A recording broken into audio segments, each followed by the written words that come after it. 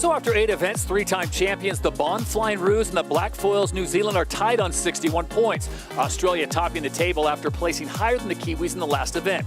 Then it's Emirates GBR and the Season 4 champs Los Gallos Spain separated by just 2 points. France ran out the top 5. North Star Canada still have a slim chance to make the top 3, but need a win this weekend to keep their hopes alive. Well, the ROCKWOOL France Sail Grand Prix Saint-Tropez gets underway with 4 races out there today in spectacular conditions. 3 more races for the whole fleet. The points accumulate, 10 points if you win, only 1 if you're in 10th, and none for the last 2. After tomorrow, we'll get to an event final. Those top 3 boats will fight it out. This weekend, the course is set in the Gulf of Saint-Tropez, and with the local Mistral wind blowing today, we can expect to see some high speeds and close racing. It's a small bay protected from the westerly winds, so the sea state will be flat, leaving little room for errors in manoeuvres, and it will be physically hard work to keep the boat racing fast. As ever, getting off the start line well will help teams to choose their route around Gate 2, where they can choose to turn either left or right. From here, they make their way up to Gate 3 before turning back round to head to Gate 4. One last leg against the wind before turning left and finishing in front of the crowds on the Saint-Tropez shoreline. So all 12 international teams are ready to go racing. Before we do that, we check in with a 4th member of our broadcast team down on the water. Here's Olympic silver medalist Lisa Darmanin. Fantastic Mistral conditions out here in Saint-Tropez, around 26 kilometres per hour, gusting to 35 kilometres per hour. But because it's coming over land, it's super gusty. It's pulsing in and out, so that wind strength is really changing. Configuration-wise, the F50s are optimised for speed, so high-speed T-foils and high-speed rudders to match. They've also got the 18-metre smaller wing, so at times might be a little bit underpowered, so big job for the wing trimmers. And at the front of the boat, we have the jib #1, so a little bit of extra power at the front of the boat. So it's going to be pretty tough out here. It's a little bit choppy, but overall, it's an open course, plenty to play with, and a lot of space for the sailors to get up to top speeds. All right, thank you very much, Lisa. We look forward to racing in race 1. And it is day 1 of the ROCKWOOL France Sail Grand Prix Saint-Tropez, the Rolex SailGP Championship. Alongside Stevie Morrison, Hannah Diamond, and Lisa Darmanin, I am Todd Harris. As we approach 2 minutes to go on near perfect conditions, there you see the wind blowing there across the water. Lisa has reported the sea stake could be a little issue. That means it's going to be rather bumpy out there. And for the French, wow, I'll tell you what, they have looked so good as of late. They'll be looking for back-to-back wins here on the home soil. And they just received a message from a very familiar face. Salut les gars, c'est Kylian. Je voulais juste souhaiter bonne chance à l'équipe de France de SailGP à Saint-Tropez. Quentin, je compte sur toi et ton équipage pour cette étape française. Ramenez-nous la victoire. So with a message like that, Stevie Morrison, how can you not win? Well, it sounded a bit pressured, didn't it? Yeah, I'm expecting the win. Well, as well he might, I suppose. They sailed so well at that weekend in Sassnitz. They're on form. They need to be on form. They've got to really at least podium here. I think possibly even win again if they want to really be looking at a grand final place. And Hannah, we talked about this on the podcast. This is a pivotal moment for Team France, but with that momentum that they have coming off of Sassnitz, they're well positioned. Yeah, they are, and we know that they really love these conditions, so I hope to see them coming out firing in the first race today. So this is the calm before the storm as we approach 1 minute to go for race number 1. And all 12 teams getting themselves into position. We'll see who goes where, Stevie. We talked about this again. Where do you go? Does it get too systematic? Do you have to get a little crafty to find some open space? Yeah, well, we can see a huge spread in the fleet here. A few boats to the right-hand side of our screen from the USA all the way over to Canada. Look like they're quite late to me. They're going to struggle to get into position in time to get back to the start. Australia, well, they've given themselves a good run-up.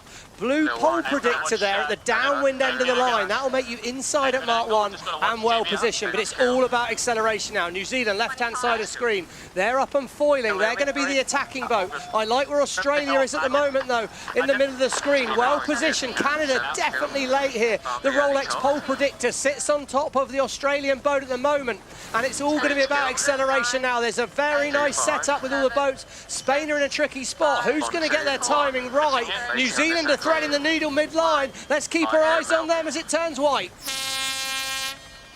Brilliant start by Brazil, Emirates, Great Britain and New Zealand, and now it's a straight sprint towards Mark 1. I think Brazil can wind it up from here. Increasing and 3. Let's breathe for pressure. Hey, we're clear of them, just as on the mark. And as they approach mark number 1, race number 1, they are almost 4 wide. That's the voice of Paul Goodison on board Mubadala Brazil there, saying we've got over the New Zealand boat and we've got control at Mark 1. We're going to need to give room for these guys.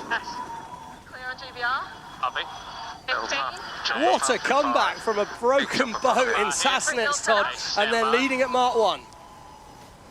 Welcome back to the show, Mubadala Brazil and Martini Grail, as they are the first to turn away. And there you see on their left-hand side, they've got Emirates GBR, didn't get a great start, got a penalty in the box as they get very close together. Oh, and GBR have got to keep clear here. They've got to give Brazil, they've got to keep clear. It's very aggressive by Dylan Fletcher. Oh, I wouldn't have been surprised if a question was asked of the umpires there, but it's opened the door for the Bonds Flying Roos. Left-hand side of screen, Australia. Look at the inefficient angle Brazil and Great Britain have sailed nearly parallel across the course, and that's just opened the door for Slingsby. He's not one to miss that.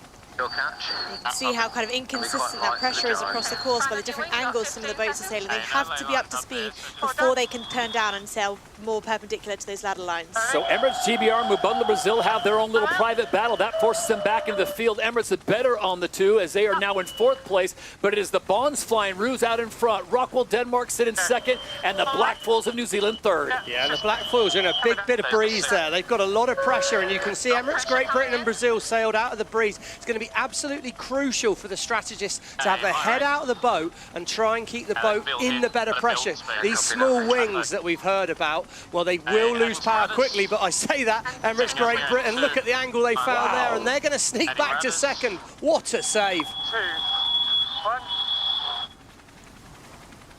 Now first split of race 1 here, so first 4 boats turning right, heading towards the shoreline. It could be that they spotted more pressure along there, but it's going to be really tricky just to keep the boat sailing fast into that boundary. I think one way we can find out is down the water. Lisa, how does it look? Is there more wind on that Saint-Tropez shoreline? There is, but just down the bottom of the course there. So what I'm seeing at the moment is that on the edge of the courses is where the best wind is, but in the middle there's this huge sort of gap, so it's quite a hard course to navigate. I'd expect to see Emirates, GBR and Australia go all the way to the opposite side now. So here they are now making their way into leg 3. Remember, it's a 6-leg race. This is gate number 2, the DP World Gate at the bottom of the course. As they now make their way to the top, we're now getting word that Italy has gone stopped in the water. So Red Bull Italy having their problems on board.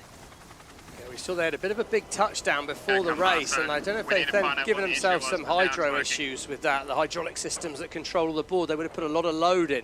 Anyway, I'm sure we'll find out about that Italian team soon enough. But what's really interesting, it's so gusty out there, Hannah. It seems like if you get a little bit out of position, drop out the breeze, suddenly you lose hundreds of meters. Yeah, that's right, and you could be kind of 10, 20 meters from the pressure, but if you're not actually in it, then it makes it really, really tricky to sail next to the boat that's next to you. We saw a couple of boats drop off the foils in some of those maneuvers at the bottom of the course. Looks like they're all up and foiling again, but really tricky day to sail the boat. The move of the day so far, Stevie, and it's early, is Dylan Fletcher and Emirates GBR coming back from 5th place to put themselves into 2nd. Saw an angle, they took the chance, and it came up Yahtzee. Yeah, they just got themselves into a nice bit of breeze, accelerated the boat well. There's going to be an awful lot of technique in how you sail the boat. You've got to sail it smooth. We see them Australians here set up for the manoeuvre. Watch the choreography here. Wing trimmer Draper, he's about to cross the boat. They set up to manoeuvre. So Chris Draper makes the move. Jason Waterhouse on flight with a precarious changeover, and now the driver, Tom Slingsby. That's coming back. And you just heard Tom say there, really, really soft. So they suddenly had to go a lot more cautious through that manoeuvre, fly the boat really carefully, and ensure you keep the speed in the boat. Because if you lose the speed, you're going to fall off the foils, and that's just meters and meters thrown away as Slingsby now aggressive match race style manoeuvre. He's trying to put disturbed wind on top of Emirates Great Britain. And I was just going to ask you, Stevie, is Tom Slingsby now racing against Dylan Fletcher, or is he racing basically against what Mother Nature is just going to give him? think right here, you're making sure you're positioned correctly against the boat right next to you, so he will be focused on not giving them any inch, but you've got to stay big picture and make sure over the course you're in really the right position for the best breeze. It looks like Australia is going to be able to lay this one straight in and take a right-hand turn at gate 3. You can see by sailing aggressively onto the wind of Emirates Great Britain there, they forced the British to do another manoeuvre. They deliberately tried to push them, unable to make the gate. They've had to split. Should be a big game for the Aussies. And look at the speed start to come up. Australia, they'll be touching close to 90 kilometers an hour. Emirates GBR, they opt for the other side. Now here comes the situation. You've got two boats now trying to get in the circle. You've got the black foils, they'll make the turn. And again, Nikolaj Sæsted and ROCKWOOL Denmark, they opt to split. Yeah, so he didn't have to manoeuvre then. That's a tactical choice as we see the black foils nearly up to 100 kilometers an hour at gate number 3 there. But yeah, that was a tactical decision there. I think the ROCKWOOL team must think there might be more wind on that side. If we follow, we're just going to stay in disturbed wind and have no chance to overtake. Let's take a split and see what we make happen. Team that got the whole shot at mark number 1, Mubadala Brazil. Look at the speed on top of their mast. They approach 95 kilometers an hour as they make the turn. And Los Gallos span on the left-hand side at 93. Yeah, it's pretty quick. I think if you're looking for top speeds, it's nearly always going to be Mark 1 because that's the time where they've been able to really wind it up on that first leg from the start. But we're still seeing huge speeds. And the loads going through the boat as they turn away from the wind there are just massive. So the flight controllers are working double time to keep the boats flying smoothly. Looks like quite a big gain to the black foils here from that right-hand turn compared to Emirates GBR when they turn left at the top. They're coming together quite close here. Yeah, we can see big gust of wind hitting the ruse there. We heard Draper call it on, but you're looking for the textures on the water. You really need right turn at bottom. One and in, not on. Coach Robbie Wilson, so right turn, that's what the Australians look like well set for, so do the British. So maybe the British have lost in the short term to set themselves up for a gain in the long term. We'll see, they're going to come back with the right of way. They're sailing into a huge gust of wind. Emirates Great Britain there, that boat's going to accelerate seriously in here, and they're going to get the favoured right turn that Coach Robbie Wilson has called for. And Emirates GBR make the turn there as they will follow Australia. The Bonds Flying Roos have the lead. Emirates GBR in second. The Black Foils New Zealand sit in third. And then Spain is now moving to fourth ahead of ROCKWOOL Denmark. I think what's so interesting for anyone that's new to SailGP or even sailing in general is we're in a boundary situation. The reason they didn't want to turn left was if you turned left, you'd have to do 3 manoeuvres to get to the next mark. By turning right, you only have to do 2. Every time you manoeuvre, you will lose distance. So they always are trying to minimise the manoeuvres if they can, unless by sailing a little bit of extra distance or extra manoeuvres, you get in more wind and manage to go a bit faster. 12 international teams has now been reduced to 11 for this first race as the Italians had reported hydraulic problems aboard. They'll try to get those fixed because we've got just a few moments away until race number 2 gets underway. But this race is belonging to the Bonds Flying Roos and that man, Tom Slingsby. They are out in front with Emirates GBR in second, the Black Foils in third. Building touch. Below the mark. Okay, rolling up. Right. Big roll up. Coming out of this gate, it'll be one more turn in towards the Adrenaline Lounge and the finish line, and race 1 will be complete. You see Switzerland getting lapped. USA sits in 10th. Jeremy Deutschebank in 9th, and North Star Canada, a team that needed a big performance here. They dug themselves an early hole. Remember, it's all about those 7 races to get the top 3 points to get into the grand final tomorrow. Yeah, that's exactly right. So it's all about accumulating points, and the team that's caught my eye is France, because they were way out the back early on. They've worked their way back up to that battle for 6th and 7th, and that could be crucial when we get to the counting of the points tomorrow afternoon. An absolutely beautiful day here on the Côte d'Azur on the Mediterranean here in Saint-Tropez, France, and it will be the Bonds Flying Roos looking to strike first, although they are way off the mark. They need to take a last second. There it is. Tom Slingsby's got it sorted out, and the Emirates winning moment goes to the Bonds Flying Roos in race number 1 here in Saint-Tropez. Oh, The guys there have done an amazing job. They took the left turn at the bottom and managed to minimise manoeuvres, and they've overtaken New Zealand. New Zealand in a got to keep clear of ROCKWOOL Denmark. Seherstedt, well, he's gone into Viking mode there, and he's pushed them hard off the course, but that's just opened the door for the Spanish. What a turnaround in this race. It looked like the Spanish were out the back, but Botina's worked some magic, and Los Gallas are going to take third. ROCKWOOL Denmark pushing the black foils way off to the right-hand side, and you're thinking now that French and Brazil might be able to get in there. Can't do it, not enough distance, and it will be Spain who finishes in third. And right now it's a race to who will get that fourth place spot, and here we go. It's got to be room here for New Zealand to get in, but ROCKWOOL Denmark have managed that beautifully there. Well positioned by Seherstedt. He's done a nice job. Match race the Kiwis out of that. Big loss for the black foils. They're going to be disappointed as we see France 7th place, just fending off Mubadala Brazil. But this is a very strange last leg to the finish here.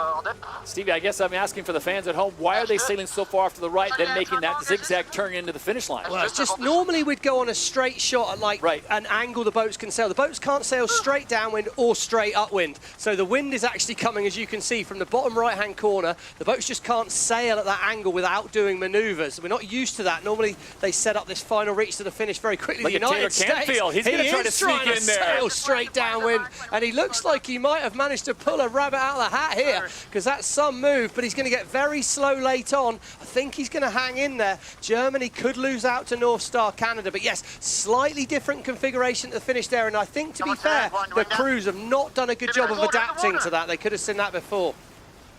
So a slow crawl across the line nets the Americans. It looks like 8th place. The Germans are going to have to settle for 10th, with North Star Canada just drifting across in 9th. So as the fleet comes home, one race is now complete here at the ROCKWOOL France Sail Grand Prix Saint-Tropez.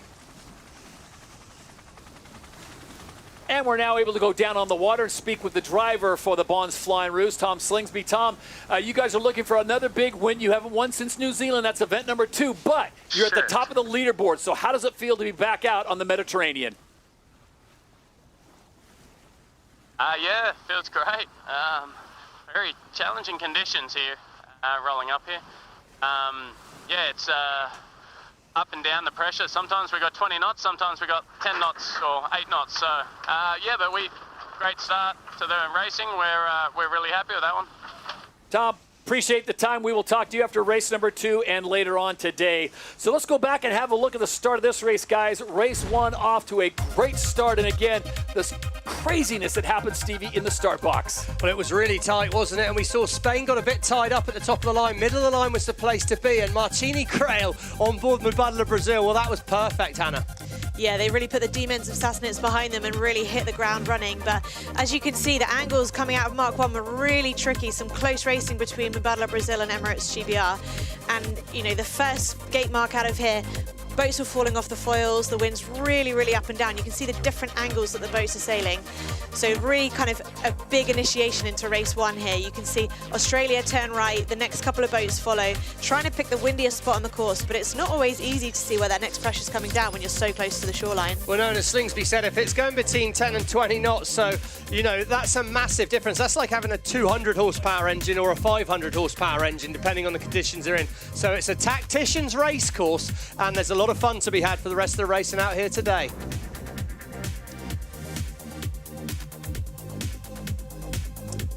And the Emirates fly time goes to the winners of that race. It is the Bonds Flying Roos. They kept it fully 100% of the time in race number 1 here at the Rolex SailGP Championship. We are off and running on the Côte d'Azur. Day 1 underway at event 9 here in season 5. And once again, it's the Bonds Flying Roos that start off with a victory. Flying carbon machines driven by the world's best. Yes, powered by nature, powered by nature. We are SailGP. Riviera Racing is back. We only have one mode, which is pushing. I think Tom's really been setting the benchmark pretty high on the strong breeze. Keep it clean and consistent, and then we'll see where we end up on Saturday. The rudder snapped on the training. We were just focused on the racing as usual. Give the win in Sassnitz to the French. Allez les Fleurs, yay! You never know when you will win, but when it happens, it's just a super nice feeling, and that was awesome. There was a moment I was quite scared by not seeing Paul to do it. Strapped. Hey, I'm out. It seemed almost impossible to have the boat in the water, and then Russell was always very looking forward for it. He said, I think it can be done. And at mark number 1, it is ROCKWOOL, Denmark, as they get the whole shot, and they go over 103. It feels awesome on the boat. It's the perfect moment to be on those boats when everything goes really quiet on the comms and the boat starts vibrating. It's pretty good time. It's looking like Mistral tomorrow, so maybe not quite as windy as today, but definitely towards the upper end of the wind range, so that'll be absolutely an awesome day's racing. We've got some exciting news coming up. The Team 13 will be announced in the next few weeks, and Team 14 will start in the 2027 season. We will put an F50 in a training facility from the middle of next year. Down 5, down 10. Yeah, I think we're just very lucky that we got on the water on that Sunday and managed to get on the podium. Yeah, it's certainly a testament to the hard work of the tech team. I've seen bad crashes in SailGP before, and it's hopefully the last, but I doubt that.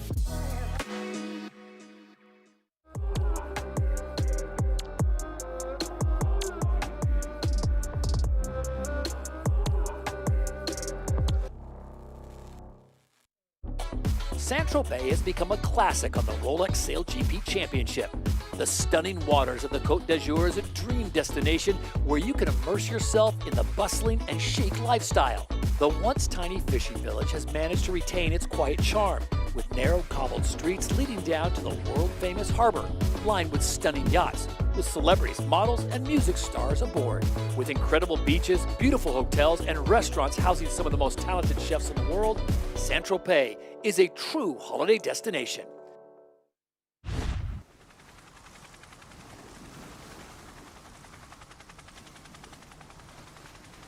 Three minutes away from the start of race number 2 here at the ROCKWOOL France Sail Grand Prix Saint-Tropez, part of the Rolex SailGP Championships. The Australians won the first race, and just a short time before they took to the water, we had a chance to talk with a few of their crew members on what to expect here in France. I think we've just got to go out and do our normal routine of like practice laps and then try and get an idea of the start and see if there is anything on the race course that's like standing out as must-haves. And yeah, we love these venues where it's a bit of an open track. I think at times our strength is manoeuvring, but I feel like speed is more often than not our strength. So if we can stretch our legs a little bit, that's a good thing for us. And our thanks to Kinley Fowler, one of the grinders for the Bonds Flying Roos. One race down, Mubadala Brazil and Team USA back on the water, but it was a race against time after 2 serious incidents in Sassnitz took them out of action in Germany less than a month ago.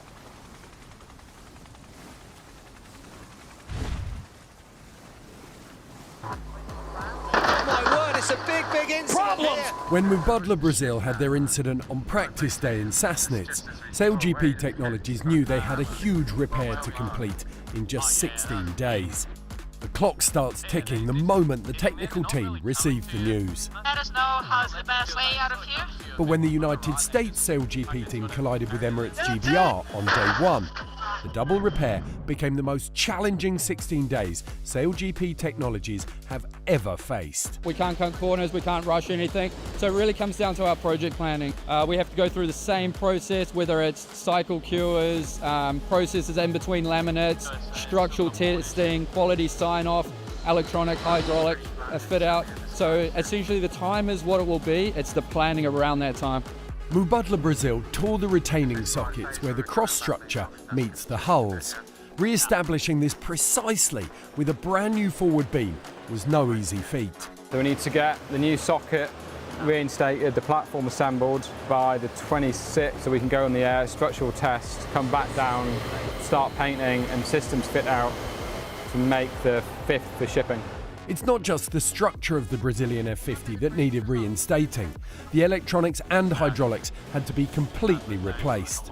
Exactly 13 days since we received the boats, USA and Brazil, so tremendous effort from everyone involved. We're not quite there yet. We've still got a ways to go with Brazil, but USA is looking good. 36 hours to get the boats to Saint-Tropez, and then the shore teams are on site Friday morning. It's a critical week for us. You've got 5 days to put the rest together. The United States F50 was painted and loaded onto the truck to schedule. However, there was a problem with the Brazilian F50. Look, we're behind probably 24, 36 hours where we hope to be, and we had a little stick up this morning, and it took us a good 5-6 hours to get the boat apart, and we actually did a little bit of damage getting the boat apart. A huge amount of relief when we separated the boat, and now we can see the light of the tunnel again. Every platform undergoes a structural test before leaving the facility. 4.1 tons of load is applied incrementally across each hull. It's a nerve-wracking moment as 16 days of hard work hang in the balance.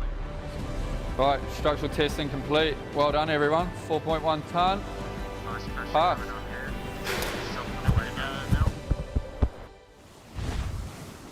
And a huge tip of the cap to the shore crews and the SailGP Technologies for getting that work done. Amazing amount of work, Stevie, in such a short amount of time.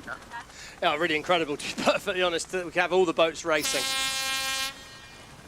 So here we go, race number 2 on the water as the teams head for the start box. Hannah Diamond, what did you learn from race number 1 start that you would want to obviously put into play here in race number 2?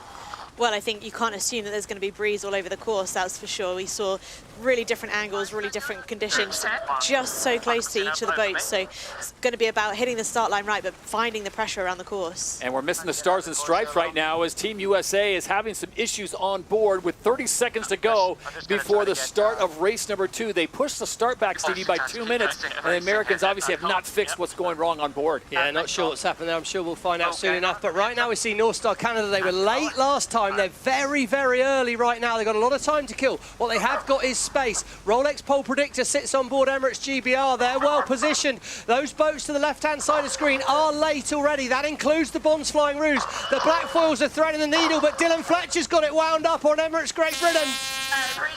Oh, North Star Canada are going to be so fast from the top of the line. Giles Scott, he needs a good one. He's got a good one. What can they do from here? 15. As they approach mark number 1 in race number 2, it is elbows out, not needed, as North Star Canada gets the whole shot here, and they will be the first to make the turn. Sorry, Siege. Talk to me on that. That's fine, you could go. Oh, the Rolex sprint leader on Canada, North Star Canada there have got that done, and you can see the boats at the back of the pack are still not on the foils. They're labouring in the start area still. That includes the Bonds Flying Ruse. This event is going to be so tough out there today. If you're in breeze, you're in good shape. If you're not, you're struggling. And the Black Foils, first to manoeuvre, they're on the attack. They're looking to roll forward and take North Star Canada's wind. Los Gallos make a move at Mark 1 as well. Back of the fleet, big speed still. There you saw Switzerland, and they were into the 90s. Good to see Italy back up and sailing, and Germany Deutsche Bank sit in 7th. But to Stevie's point, in the back, you've got teams that should not be there normally, including the Bonds Flying Ruse and the Americans. Nice breeze all the way here. Scott could get the elbows out there because he gave the Black Foils a nudge, but we know all the boats are going to want a right turn at the bottom. We heard that before. It looks like we're going to set up. It's going to come down to execution. Oh, the Black Foils spin. Now, can the Black Foils become overlapped inside North Star Canada? I don't think they're going to quite do it. North Star are going to be faster from here, but they've got to be careful to give the Black Foils some room. At gate 2, the DP World Gate, it's a tight situation down there between the Black Foils and North Star. Oh, Giles Scott did that absolutely perfectly. He gave just enough room, and then suddenly he gains the right of way, and the Black Foils have to keep clear. But back in the pack, well, it's all on. Great Britain have lost a lot of distance, but France again labouring in 9th, and the Bonds Flying Ruse are way out the back. Another tight cross here as they go through. Remember, green means you've got the right of way, red means you have to give way, and it's weird to see the Bonds Flying Roos after the performance, Stevie, we saw in the last race be in 10th place. Hannah, do you think there's a problem on board, or do you think it was just a poor start? No, I think there's just such big pressure differences all over the course. You can see the Bonds Flying Roos turning left there. They're in really light pressure. We can hear Chris Draper talking about that now. You can see the difference in colour on the water, and it's making a massive difference to strategy. And look at this angle, Hannah. Look at the Spanish and the British are nearly sailing straight up the course. The wind's rotated way to the right where they are, and they're able to sail basically straight towards the next gate. So perfect for them. Big gains coming. It won't be good for Switzerland or Australia. And then if you compare that to the angle that Italy are sailing on the same tack further down the course in the middle of the screen, there's almost, 45, 50 degrees of difference in the breeze direction that they're sailing in. Lisa, you're out there on the water. Is there actually anything obvious to see, or have you just got to play what's in front of you at the time? To play what's in front of you. You can see just how erratic it is, and you kind of have to sail your own pressure. I'm sitting at the top gate, so the gate they're going to now, and there's a big bit of pressure here, but then 100 meters down there's not much. So it's really about linking it all together and not worrying too much about the other boats, but sailing your own race. Right now it is North Star Canada that has the lead. On the inside, you've got the Black Foils sitting in second place, and there at the top of your screen, you've got Emirates GBR and Los Gallos, Spain. We have a little replay here as we come back on board the German boat, getting way high on the foils, and then they just crash down off the foils there, just flying too high. Both boards in the water a little bit late to lift the old board, and that just put too much lift. Boat comes up, hobby horses down. Big mistake by the Germans there, really, as we can see here. Canada, is he going to make it round the gate? If he can get to gate 3 and no more manoeuvres, it's going to be a big gain for Giles Scott. 3, 2, 1, angle right in front. They look like they've got great pressure for that left turn there as well. So New Zealand looking quite slow, trying to work quite hard to make the mark, to make this right turn here. Yeah, it's interesting, cool. I think when you've got the smaller wing up, if you are in a bit less breeze or a bit slower speed-wise, it's very hard to make a manoeuvre. So once you've made a decision, you're kind of stuck with that decision quite early on.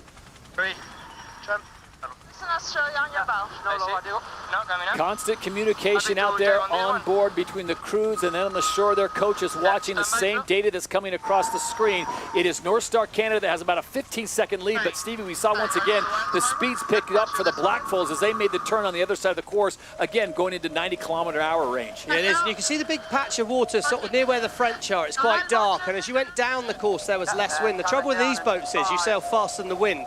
So actually those leaders are going to be sailing into lighter and lighter breeze, which should give the boats behind a little chance to catch up relative to them. But I think that front pack of 4 all the way to Emirates GBR are pretty well extended and should be in a little battle of their own.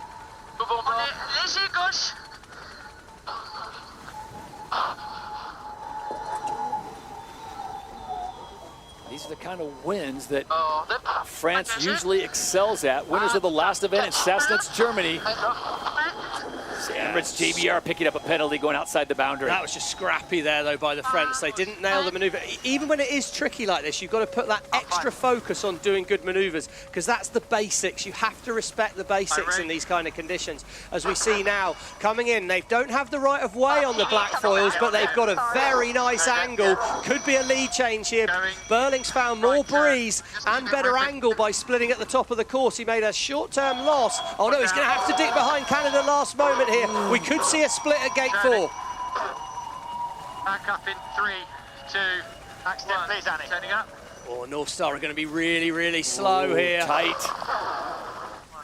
We heard in race 1, though, how important it was to get that right turn to minimise the manoeuvres at this next leg. So they obviously were happy to sacrifice the speed, but we'll have to see whether it pays off. And despite the penalty, Emirates GBR maintains their 3rd place position, so it's New Zealand technically on the water that have taken over the top spot. North Star Canada sits in 2nd, Emirates GBR, and then Spain has moved all the way up to 4th, with Brazil rounding out the top 5. Yeah, so next bit of whip breeze. Top right-hand side of screen. Does look like there's wind coming down the course for the Black Foils, but they're not in a lot of wind right now, so this manoeuvre now, it will be very, very difficult to stay on the foils. Stand by. They're off the foils on board the black foils, soon to be back up on them, but it looks like North Star Canada have done enough here. They've got a lot more wind, nearly 7 kilometres an hour more wind, according to the data from the Oracle Cloud there. So that should be a big gain for North Star, and they're going to be able to make this mark with only one more manoeuvre. I'm not sure if the black foils were going to have to do 2 more manoeuvres from here. So North Star looking good for this one. Yeah, it looks like they're going to have a good breeze all the way into the mark, so they've picked a nice ley line there, but it looks like the black foils underneath have got a big right shift and might be able to lay it. Oh, he's got a candy wrapper, he's just wrapping it. He will be slower, but he has the right of way. North Star are going to have to try and slingshot down the inside here, use their speed, but I imagine Burling will have a trick in the bag for that one. I'm not sure they can claim that they saw that one coming, to be honest. No, you've got to ride your luck sometimes, but the black foils have absolutely nailed that. Pistol Pete Burling picks the right time to get a little gift from Mother Nature, and the Emirates winning moment in race number 2 will go the way of the black foils, just ahead of North Star Canada. Tell you what, back in the middle of the pack here as we see Germany coming round. Germany and Italy have sailed a nice race here, working their way up through the fleet. That's pretty encouraging signs for those teams. They've worked through really well. See how hard it is. Bond's Flying Rouge, they're still in 10th, so the top team in the season, even they can't make the overtakes when they're back in the pack. So it'll be Germany, Deutsche Bank will finish in 5th. With Italy, Red Bull will get 6th. It looks like Mubadala Brazil will hold on for 7th. And ROCKWOOL Denmark sliding into 8th place. France back there in 9th. And the winners of race number 1, the Bond's Flying Rouge, looking to hold on to 10th place if they could hold off the Swiss. All the way up.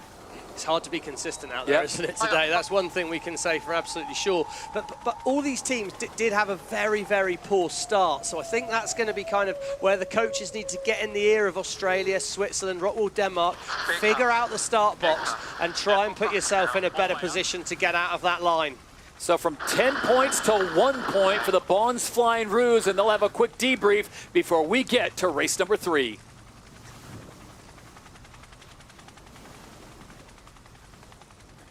Well, just a beautiful day here in Saint-Tropez, France. Day number 1 of the ROCKWOOL France Sail Grand Prix, part of the Rolex SailGP Championship. 2 races, 2 different winners. No surprise to see the Bond's Flying Rouge and, of course, the Black Foils of New Zealand. Wow, those are 2 of the top flight teams, and they share the top positions on the Season 5 standings. We now go on board with Pete Burling and Liv Mackay. Pete, tricky conditions out there. Really no consistency with the wind. Is that what you're finding? I would say it's a whole heap steadier than it was in Sassnitz last week.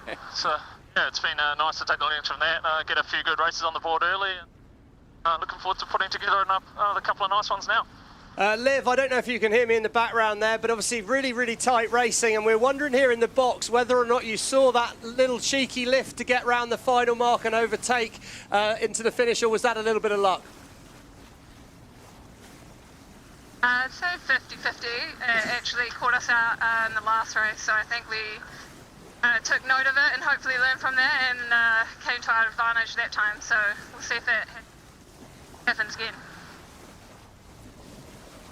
Liv and Pete, we appreciate your time. Thanks so much. We'll see you in race number 3. So the Black Foils finish 5th in race number 1, and they win race number 2. All right, let's go back to the start once again. A little different this time, Hannah. The Canadians got plenty of room to get the elbows out. Yeah, that's right. A little bit of a risky start at the top of the line, at the bottom of the screen here, but they really nailed their timing, just enabled them to take that forwards. But you could see by the time they got to the mark, the breeze was a little bit lighter, and the Black Foils were able to jibe early and get across them. Yeah, it was tight. I mean, it was a really tight race between these two, but it did turn into a kind of a couple of little match races through the fleet. Great Britain and Spain had a bit of a fight going on as well. But you could just see as soon as you're out the back in these conditions, you have a big problem. It is changing. It's changing all the time out there, so the race is never over until it's over. Nothing highlighted that more than when they cut the corner on the Black Foils there, took the win, and it was really quite a magical move by the Black Foils, having made a big loss in the race before on that final upwind leg. So yeah, plenty to play for out here. It's a real jungle game.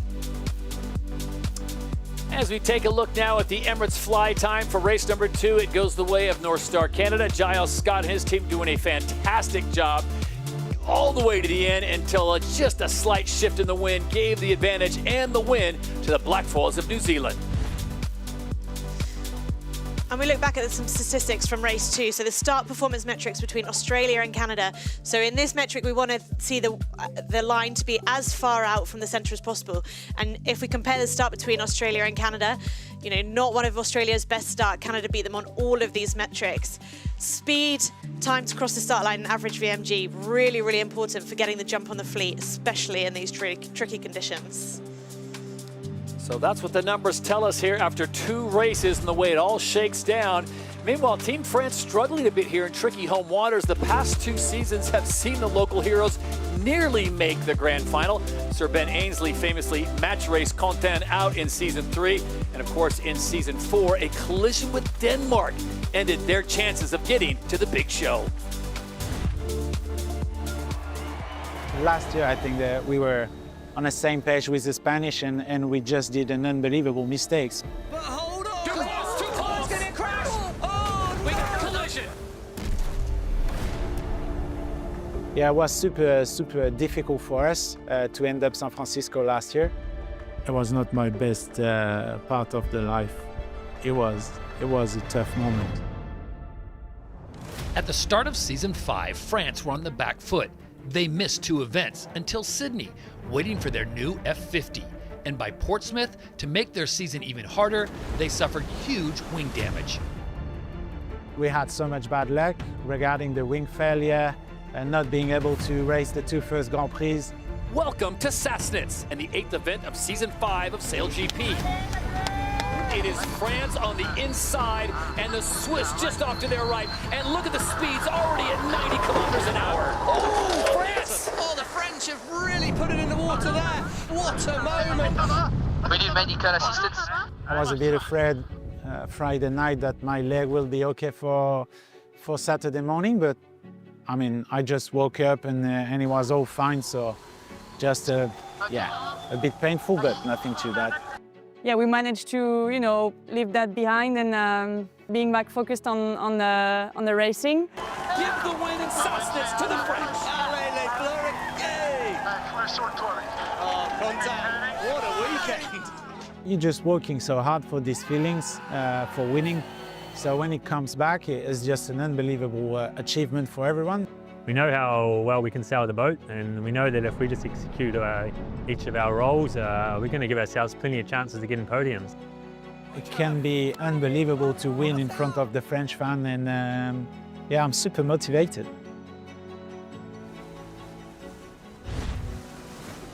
And now all eyes turn to race number 3 here at the ROCKWOOL France Sail Grand Prix as we approach 2 minutes to go until this all-important 3rd race. Remember, 1 more race after that. Just a short time ago, before the crews got on board and on the water, we had a chance to talk to a few of them. Jason Saunders, flight controller for Team France, gave us his thoughts on racing on home waters. Yeah, you can see there's a buzz in the air, you know, the team feeling confident. We've been sailing really well the last even 4 events, really. And we're feeling like we're in a pretty good spot. We just got to deliver today and tomorrow, and we're pretty happy where we're at. Yeah, it could be similar to the first day in Sassnitz. Small wings, small rudders, small foils, so that's the conditions we like, really. Top speed, hopefully, and yeah, just hold on, don't crash. Good strategy. It certainly seemed like a good strategy. No, Jason does a great job on that French team and lives in France himself. Now he's fully invested into the French sailing scene, so it's a really big member of that team. I think we saw when he went on board the Italian boat in New Zealand, they suddenly upped their performance. But yeah, tricky day for the flight controllers. Yeah, you can see there's really good pressure coming down the course now, but one of the difficult things is things are changing so quickly. So just because there's pressure in the start box now, it doesn't mean it's going to hold until start time. And we'll check in shortly with Lisa Darmanin, who's down on the water for the latest information, Stevie. All right, here we go. We're coming up on 40 seconds, and you've had 2 chances to crack the code on this one. What do you want to do on your 3rd attempt? Well, I think what I liked was Canada had space. Interesting, they've come back early into the box again, so similar strategy to what got them to Mark 1 first the last time. The pole position is is down the line. The trouble is, if you're in that group of boats, you're lacking a lot of control. So Black Foils in Canada, well positioned right now. Emirates Great Britain, they've got a bit of a fight on. They are well positioned, but can they accelerate? Rolex pole predictors on board Spain here. The wind is rotated a long, long way right. Bad news for Canada. Black Foils might thread the needle here. It's all going to be about winding it up into the start. Los Gallos have control. USA and Canada are out. Oh, the Black Foils, he's threaded the needle through there. What a start by Burling, what a start by Bottin, and now these two are in a straight arm wrestle fight towards Mark 1. With just 11 boats in the start box, Mubadala Brazil out because of hydraulic issues. Canada, North Star, and the United States also took themselves out, so plenty of room at the front of the spear. And here we go at mark number 1, and it looks like Red Bull Italy's got the prime location. Yeah, Spain gave a little nudge to the Kiwis there, sailed a bit high, and in doing so took themselves out of it. Ruggie Tita there, he's done a great job of taking advantage, but potentially slow to manoeuvre out of Mark 1 here. Has he got himself in good breeze? Yeah, we've seen a couple of times that going all the way to the boundary there has worked, but a couple of times it hasn't, so they've kind of taken a little bit of risk there. And you see Germany coming down the screen really nicely and some good pressure there.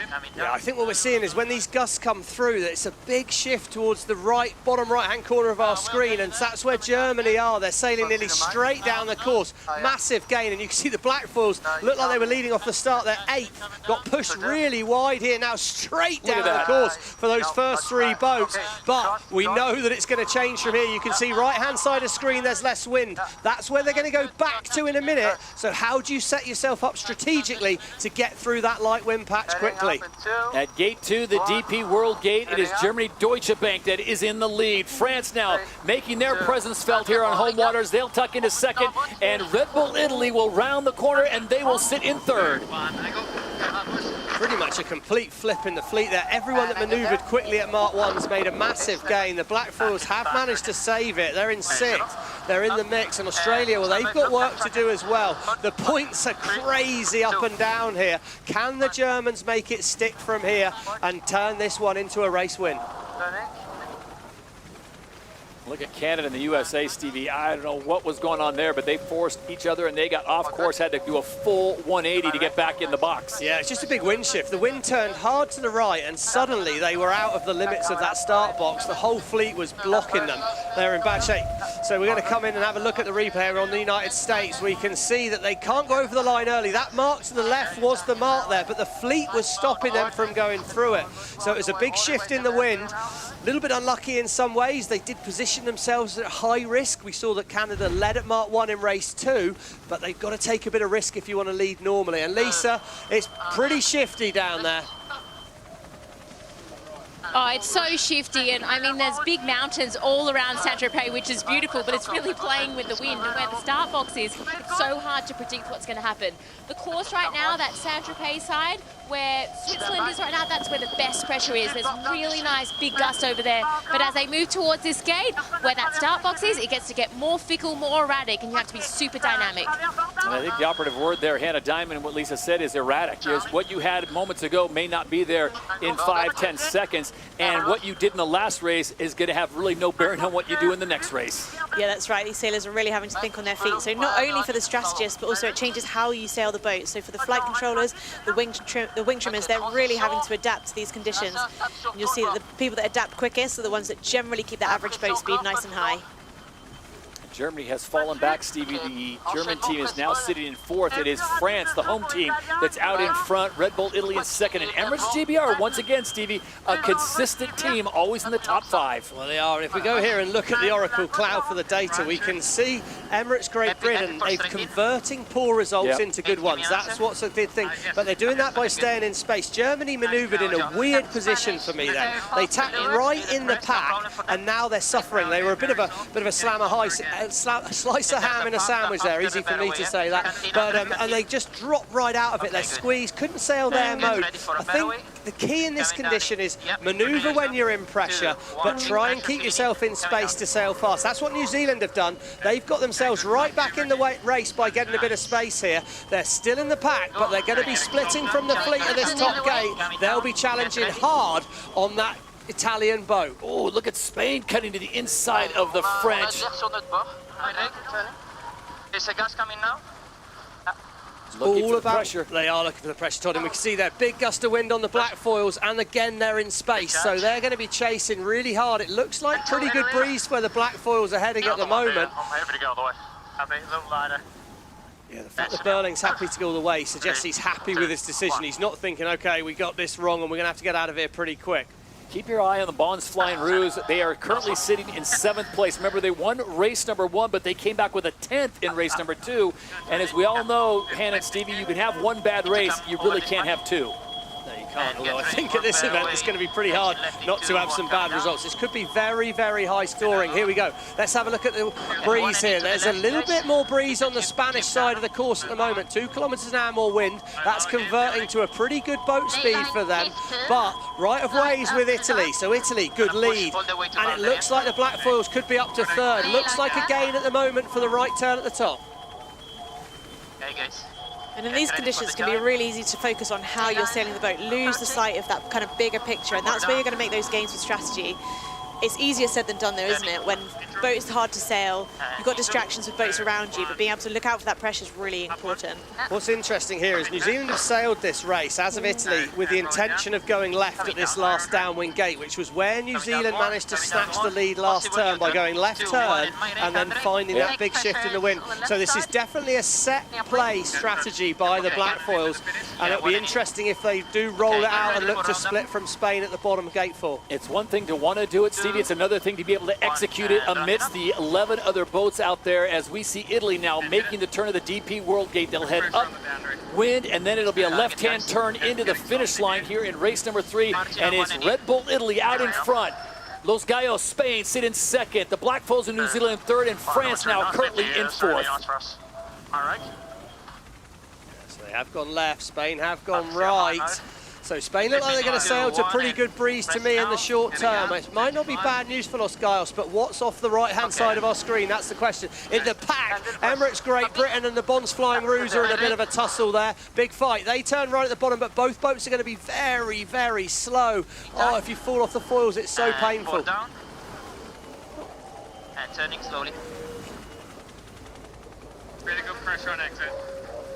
That was the voice of Blair Toot there saying, oh no, it was Kyle, sorry, that was Kyle Langford on board the Italian boat there, wing trimmer, calling good pressure. This could well be the first ever race win for the Italians here, Todd. They've yet to win since they started out as a new team in season 5. No announcer jinx just yet, Stevie. Leg 5 of 6 here in race number 3, and now it is fully on. Ruggiero Tito meeting up with fellow Olympic gold medalist, and it's Diego Botin who's going to have to dip in behind him, and if he can hold this line, Hannah, it looks like the Italians are going to get that first win.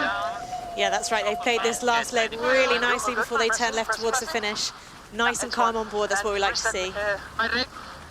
Around the buoy they go, and there they see the finish line with the legend Jimmy Spithill, their CEO at command, and you've got Ruggiero Tito out in front, a 2-time Olympic gold medalist, 4-time NACRA world champion, and now you can add to his resume a winner at SailGP, and it comes in the 3rd race at the ROCKWOOL France Sail Grand Prix Saint-Tropez. Welcome to the show, Italy.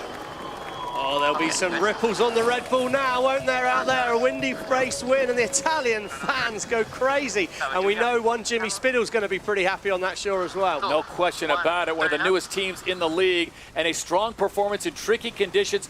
Los Gallos will finish in 2nd place, and it looks like the Black Foils will hold on for 3rd. Now France coming in full steam ahead. They'll try to sail that 4th, and it'll be Germany Deutsche Bank in a top 5 situation.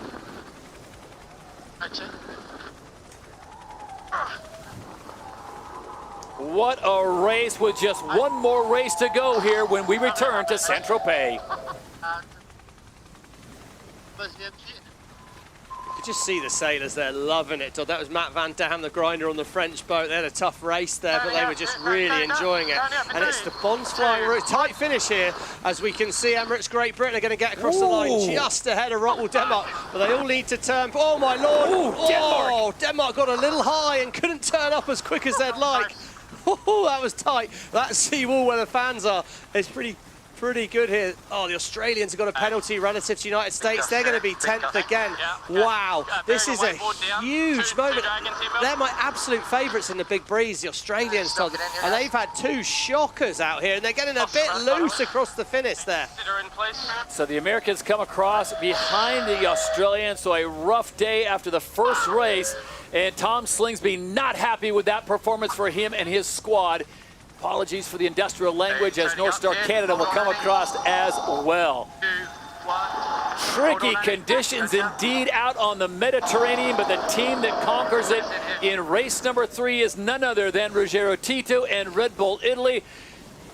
Ruggero Tito, congratulations. We welcome you to the winner's circle. Take us through that last race and the moment you knew that you had the victory in your hands.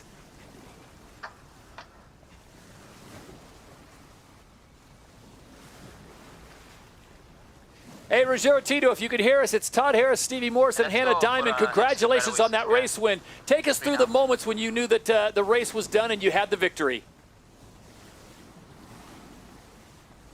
You never know until the last moment when you cut the finish line. Everything can happen, and no, the guys here on board have done an amazing job. So, no, full credits at these guys. And Kyle, hopefully you can hear me there. Kyle, this is not your first race win in SailGP. You've got a few of those before. But what does it mean to be part of this new team? And this really feels like you're up and running.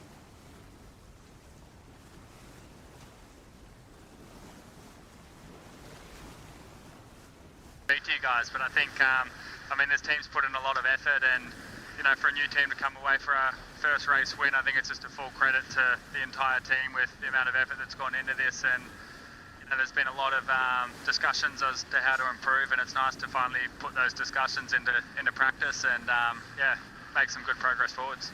Ruggero, Kyle, thank you so much for your time. Wish you the best of luck. It is certainly stock up for Italy Red Bull as they go from 12th to 6th to 1st. We take a look back at the start of race 3 here. Much closer race start this time, and the big news there was Canada and USA not quite making that start at the top end of the line. But really tricky decision making as we get to Mark 1, because do you make that maneuver early or do you try and get all the way to boundary? And you could see the different decision making here. Germany chose to maneuver early, really paid dividends for them as they ended up going straight down the course. Yeah, I think, sometimes you get the dice you're given, and the Kiwis had a great start, but they had no control of their decision at Mark 1. Germany didn't have the best start, but because they were on the inside, they could manoeuvre. So it's positioning's key out here on the course, but it's also about execution, and Italy gave us a demonstration in good execution out there in that race. And the Emirates fly time goes the way of the winners, once again taking the victory and the 100% Emirates fly time. Red Bull Italy, Ruggero Tito, the 2-time Olympic gold medalist, gets it done. CEO Jimmy Spithill, the former U.S. driver, steering that team. So 3 races down, 3 different winners, and here's what it looks like. Consistency for Los Gallos, 3, 3, and 2. They've got 25 points, 1 clear of the Black Foes in second, and then you've got Emirates GBR sitting in third. That's the top 3 right now, but remember, 1 more race today and 3 more tomorrow until the field is cut. But Stevie, look at this. Red Bull Italy, they are in play. Yeah, they're setting very well, aren't they? As you said, they're getting better as the day's going on. Can they keep that momentum? Well, we've seen some incredible and even record-breaking moments this season, so what's next? The team of designers, builders, and engineers behind the awe-inspiring flying F-50s never rest on their laurels as they look to take the fastest racing on water to the next level. Sassnets provided record-breaking conditions and pushed the limits of what's possible on an F-50. Go over 103! But what is the science behind top speed? You can feel absolutely everything on the boat in terms of where you are speed-wise, but also how close you are to these speeds, and it means the boat starts vibrating. No wonder the runners like this vibration is caused by cavitation. It's the enemy of high speeds in an F-50. Basically, as soon as you go over 90, the foils start to what's called cavitation, is when the water is actually boiling. Essentially, the water vaporizes on the surface of the foil and increase its drag. Brand new high-speed rudders have been designed and built. The biggest factor in this design is that cavitation will now occur at higher speeds. Parts of the project is to come up with the design of a foil that is not only faster than what we had before and more precise. One of the goals with the new rudders was to bring that cavitation point up, which means that we're going to be able to push harder and go faster. And so they've done that with a thinner foil section, basically, and then also a foil section that is not asymmetric. So the top of the foil and the bottom of the foil are the same shape, which all really help with the bringing that cavitation speed up, which is going to allow us to push harder, which is going to allow us to go even faster. In addition to potentially going faster than the last event in Sassnitz, the new rudders will also aid control and reduce the risk of breakage. My feeling is if you operate the boat within how it should be operated, it feels quite safe, that boat. We got to know it pretty well by now, so we're not concerned at these speeds that the boat's going to fail us. We just got to make sure we don't, fail the boat in terms of how we treat it and operate it. It just shows the innovation in the sport that we're always pushing the speeds higher and just trying to push the boundaries of what's possible with one of these boats.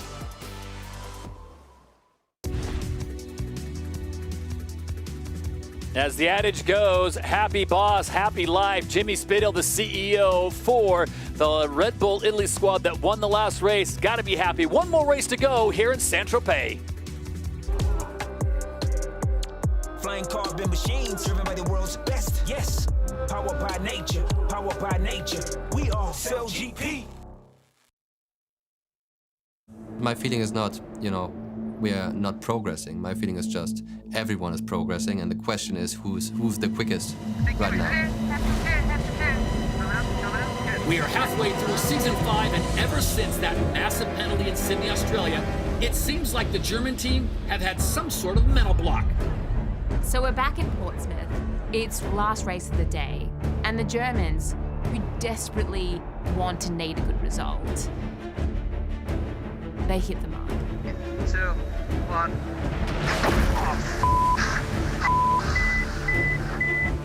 I'll run the chain, guys.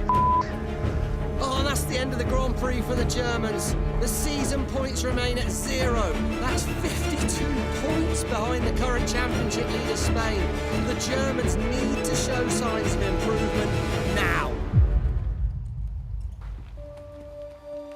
Originally, it was planned as a half-year review, but then it developed into a meeting, I think, where people needed to get things out of their system. Everyone knows, we are in a serious situation and we need to focus. We as a team, with the management and all the people around, we are all here for winning. That's no question. The improvement is part of it, but it's about winning in the first place, and then the other parts follow. And I said, yeah, but I want it faster. We need more training.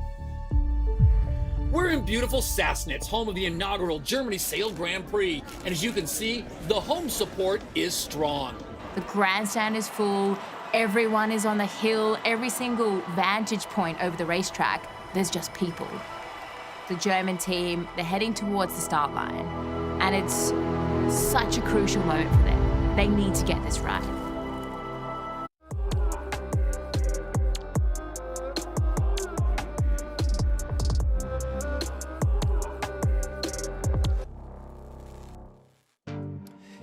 We have reached the 4th and final race on day 1 of the ROCKWOOL France Sail Grand Prix Saint-Tropez, part of the Rolex SailGP Championship.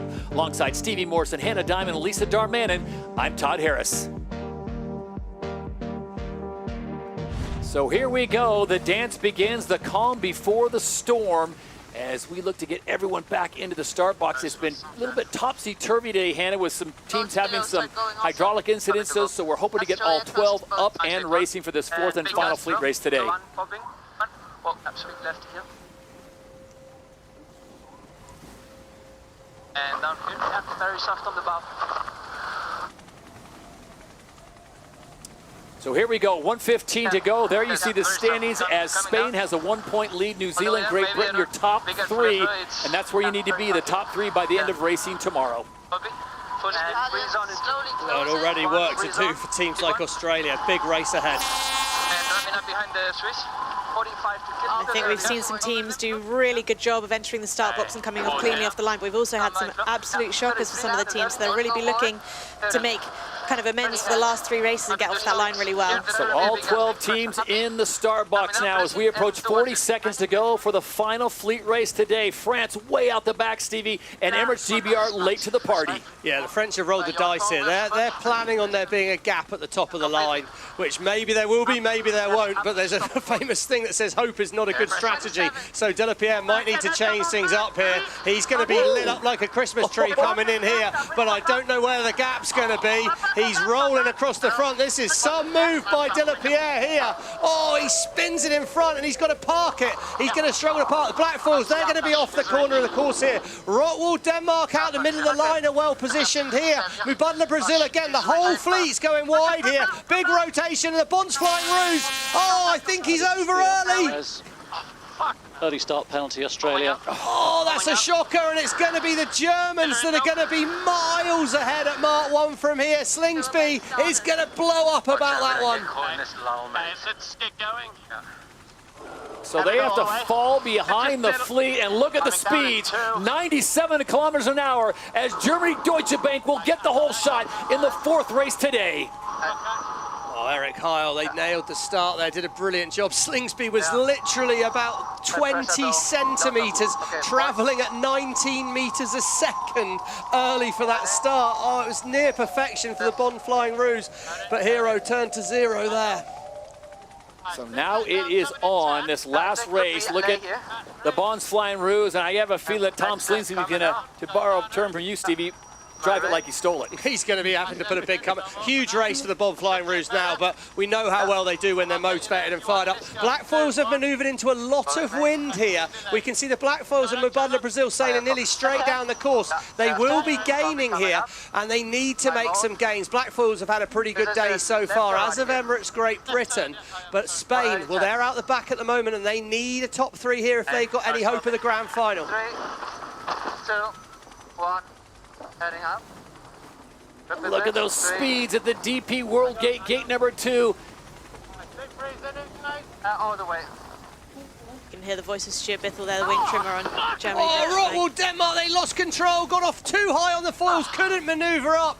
Massive error there. They just got so loose coming in that. If you're too fast, you can't turn the boat up. You've got to kill a bit of speed to be able to turn it into the breeze. ROCKWOOL, Denmark came in absolutely hammer down. Couldn't turn the thing up, and they've lost 6 places in the blink of an eye. Yeah, don't underestimate how hard it is to actually slow the boat down in that moment before you make that turn. So they'll be kicking themselves on board there, but time to catch up. They'll be doing the best they can. And what's going on with Los Gallos? They are in the back of the pack in 12th. France sits in 11th. North Star Canada having their issues on the left side of the screen at the bottom of the course. They're in 10th and almost at a dead stop.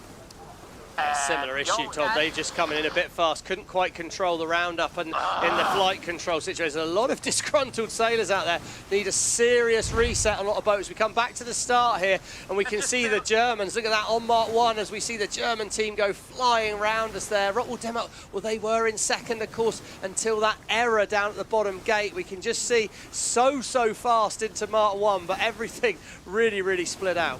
And that pre-start, Stevie, I mean, there's just not enough real estate, and once one boat went for that right-hand side, everyone followed. But Conte de la Pera, this is the guy that lit the fuse. Well, he was out of position and he repositioned quite well, but he maybe didn't do enough. But what it did do is a big rotation in the wind. We saw it last time. Big right shift meant they couldn't make the start there, and a lot of teams, big teams, were way down. And back on the water, the Germans, well, they're making it go pretty well here, keeping things well positioned. They'll be looking to block the wind onto Emirates Great Britain. Here we go, simultaneous manoeuvres.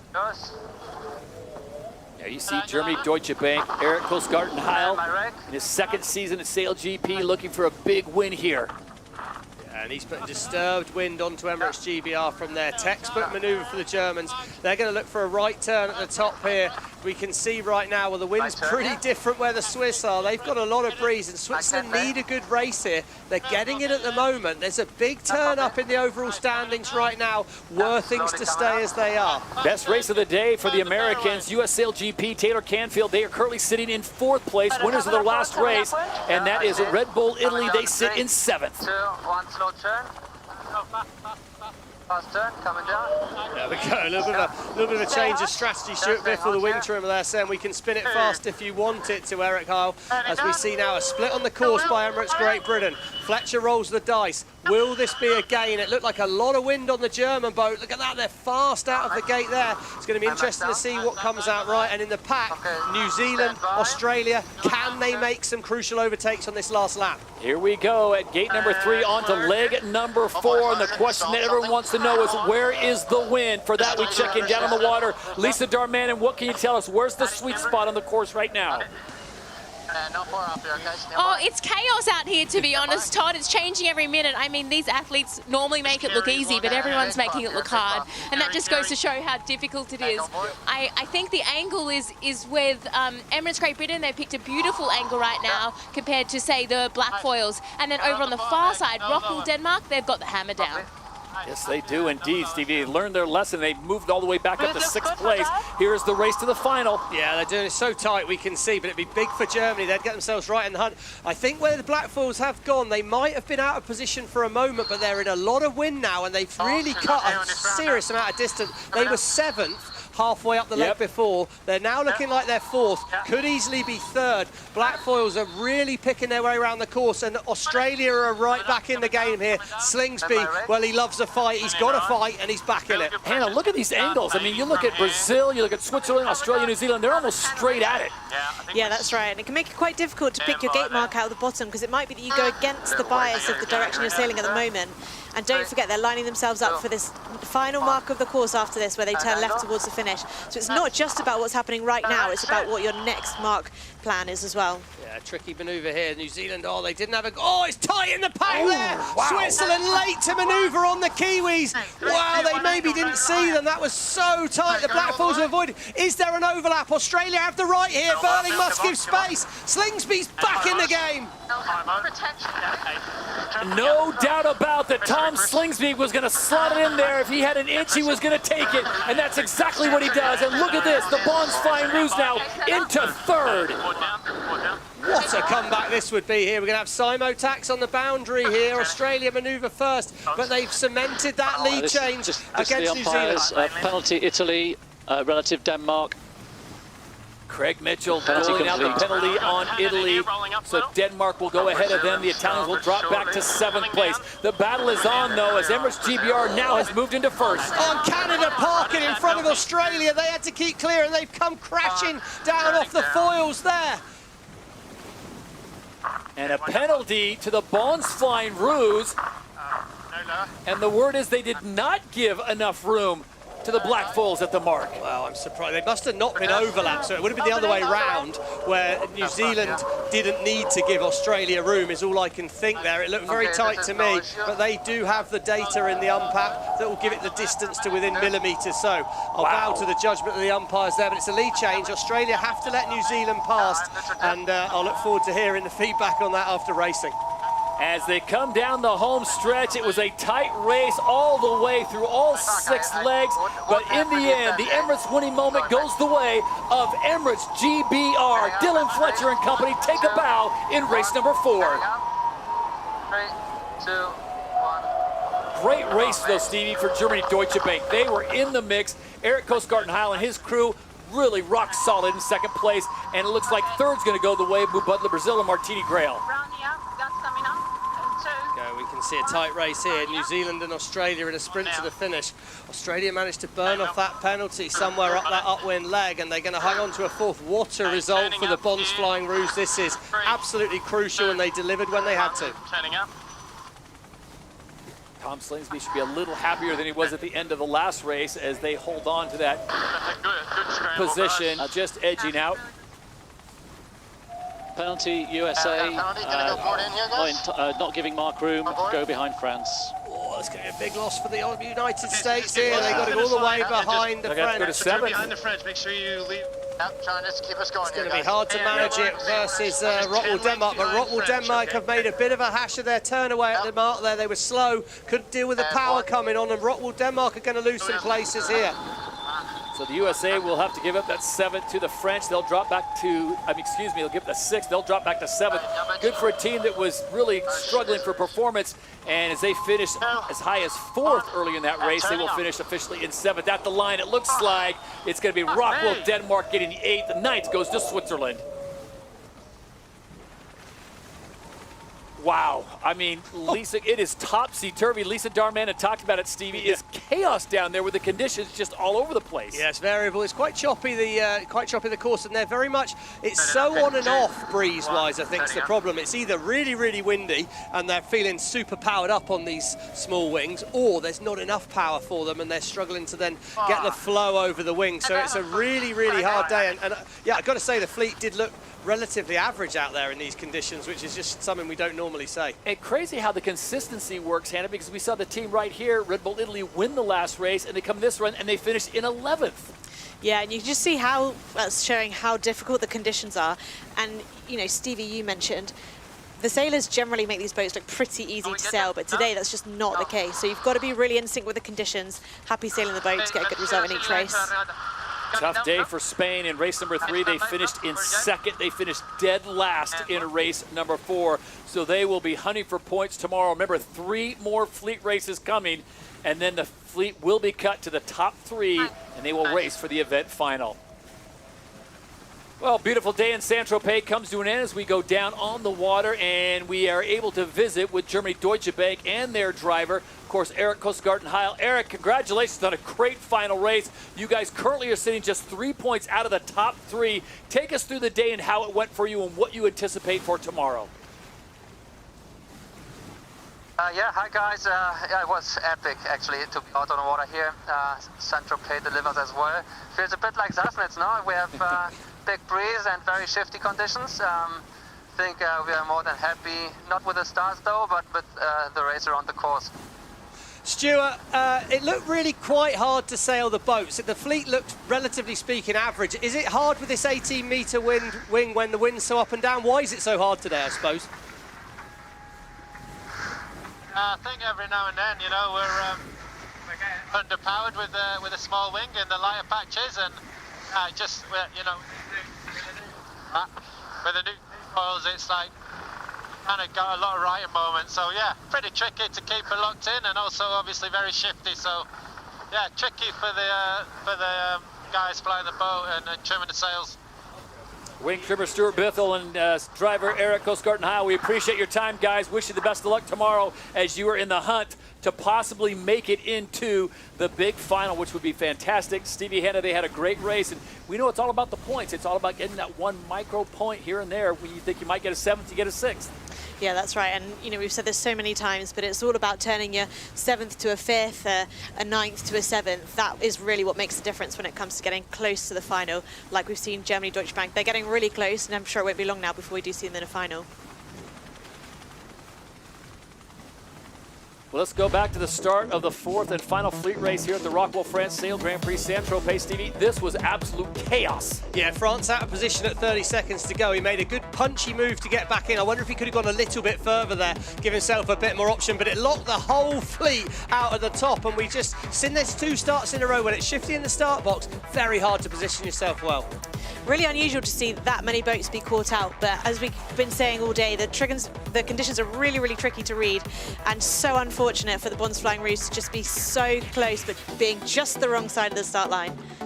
Well, they were down the wrong side, but they did a good move here at Mark 1, and they'd already put themselves back in the pack. I think the control of sailing these boats was just so hard. ROCKWOOL Denmark there, you can see too fast into the gate, and just goggles off everywhere, total carnage, and it was the real story of the day. Can you sail your own boat nicely around the course and not be too affected by those other boats in front of you?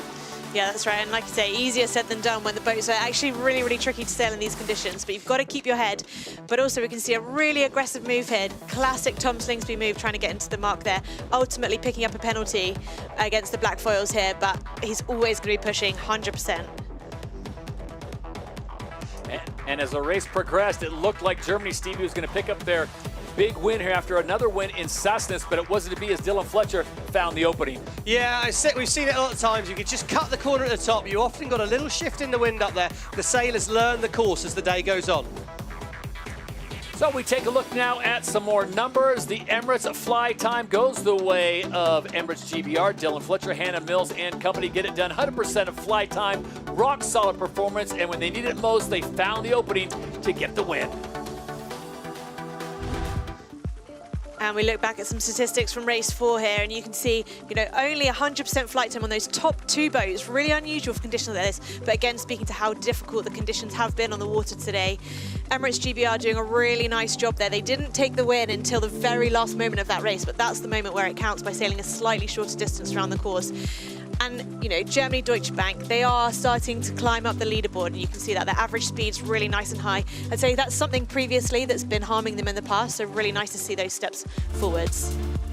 So 4 races complete, and here's what the standings look like as we look to Super Sunday. It's Emirates GBR, the most consistent team with 31 points. The Black Foals sit in second, and Los Gallos, they are in third. So if we chopped it off right now, those would be the teams that would battle out for the final. We've got 3 more fleet races coming for you on a Super Sunday, so high hopes for Germany Deutsche Bank, Mons Flying Rouge, and Le Bleu. Also, Rockwell Racing, they also might have a shot of getting it as well. Again, 3 more races worth 30 more points. Just a short time ago, Lisa Darmanin catching up with the winning team in race number 4, Dylan Fletcher and his team.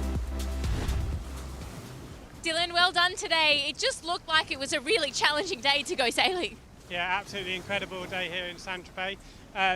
Got it wrong plenty of times, but yeah, we managed to sniff out a few shifts as well. How hard was it to sort of predict what was going to happen next, or did you have to kind of flip a coin every now and then? Yeah, it was certainly difficult, really bandy, although shifty like Sassnitz, but on a different level here. So, yeah, just happy we got through the day unscathed and in reasonable position heading into Saturday. And the starts just look so challenging. I mean, not everyone was getting it right. Why was it so hard? Yeah, I think the struggling with the breeze being up and down in the box, and some big shifts out there which made it hard. And what are you expecting tomorrow? It looks like a little bit less wind, I think, but hopefully the Mistral holds on and we can get some pumping racing again tomorrow. Awesome. Thanks so much, Dylan. Well done. So Super Saturday is super important tomorrow for the points as we take a look at the Rolex best time start. Goes the way of Red Bull Italy and Ruggero Tita as they get the job done. What a tremendous performance for them. Congratulations on a great showing and the victory in race number 3. And the DP World highest speed of the day, Mons Flying Rouge. They checked in just under triple digits at 98.86. But as you saw from the standings, the Mons Flying Rouge still have some work to do if they want a chance of getting back in to the event final, where only the top 3 boats will race off in a winner-take-all race. And we have a look at the Rolex Precision Athletes of the day, and we've got Pete Burling in. So this metric is measured by the average time to the start. So they've had a really consistent day, just 1.33 seconds between start time when they cross the line. Shortest average distance completed by Liv Mackay on the black foils, and then highest average speed from Los Gallos, Florian Tritu, and then a really high average flight time from the flight controller on Emirates GBR, Luke Parkinson. Well, yeah, and then we're going to have a look here at the ROCKWOOL rock star of the day. It's going to go to Ian Jensen, the wing trimmer aboard Emirates GBR. I feel it was a real wing trimmer's day, but Nick Hutton, Neil Hunter, this one's going to you guys on the grinding pedestal as well, because you can't move that wing without them. And before we say goodbye from day number 1, let's check it down the water with Lisa. What do we expect for tomorrow, LD? Well, we're expecting the same direction, so it'll be just as erratic, but a little bit lighter, around 20 kilometers per hour, gusting to 26 kilometers per hour. We have 3 fleet races followed by that top 3 final. And if today's anything to go by, it's going to be really tight until the very end. I can't wait to see what's in store here in Saint-Tropez. No question about it. So we look forward to day number 2. Normally Super Sunday, it will be a Super Saturday on the Mediterranean as the ROCKWOOL France Sail Grand Prix Saint-Tropez rolls into the championship day to find out who will take home the top honors here at the Rolex SailGP Championship. Looks like Emirates GBR are in control, but can they maintain it through tomorrow and the 3 more fleet races? So on behalf of Stevie Morrison, Hannah Diamond, and Lisa Darmanin, I'm Todd Harris saying so long for now. We'll see you back here tomorrow in Saint-Tropez for Super Saturday. Welcome to the Côte d'Azur. This is the ROCKWOOL France Sail Grand Prix Saint-Tropez. Keep the wheel. Welcome back to the show, Mubadala, Brazil. Tom Slingsby's got it sorted out. But the black foils have absolutely nailed that. Oh, welcome to the show, Italy. And the whole fleet's going wide here. Dylan Fletcher and company take a bow in race number 4.